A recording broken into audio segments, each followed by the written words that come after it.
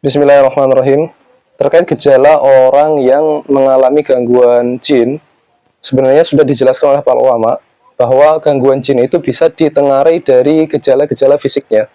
Tapi perlu saya sampaikan bahwa gejala-gejala fisik ini sebenarnya bukan berdasar dari Al-Quran ataupun dari hadis, melainkan dari pengalaman dari para ulama itu sendiri atau penjelasan dari mereka secara langsung yang menangani kasus-kasus orang yang mengalami gangguan jin atau semisalnya.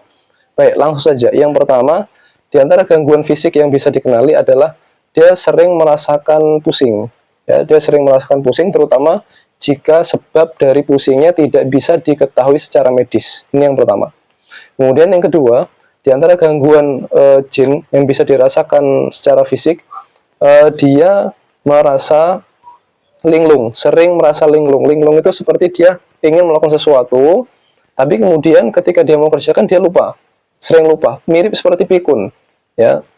Jadi ini ciri yang kedua, ya, sering merasa linglung. Kemudian yang ketiga, di antara cirinya dia sering mimpi yang menyeramkan atau mimpi-mimpi buruk, seperti misal dirinya melihat tenggelam, ya, tenggelam, atau misal dirinya ada di atas keranda, dia seperti orang meninggal, atau misal dia melihat sosok-sosok yang menyeramkan, yang menakutkan, atau dikejar hewan dan semisalnya. Ini ciri bahwa dia sedang diganggu oleh jin. Ini yang ketiga, ya, mimpi yang menyeramkan.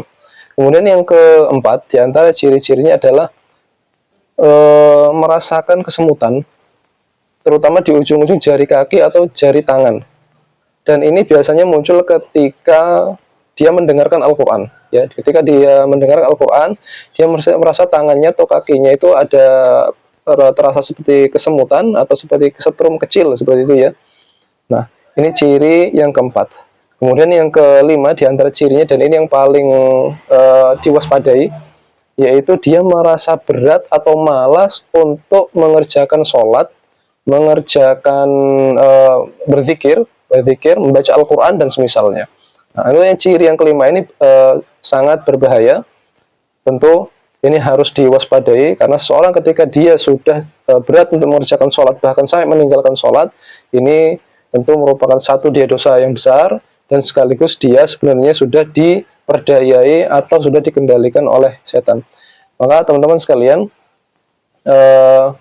dengan kita mengenali 5 ciri-ciri fisik gangguan jin ini, kita bisa mengambil tindakan preventif supaya kita bisa memperbaiki kondisi diri kita, yaitu dengan mendekatkan diri kepada Allah, banyak berzikir, atau mungkin kita bisa memulai ikhtiar untuk terapi supaya kita tidak mengalami gangguan-gangguan jin seperti yang kita sebutin tadi. Semoga ini bermanfaat. Barakallahu fikum.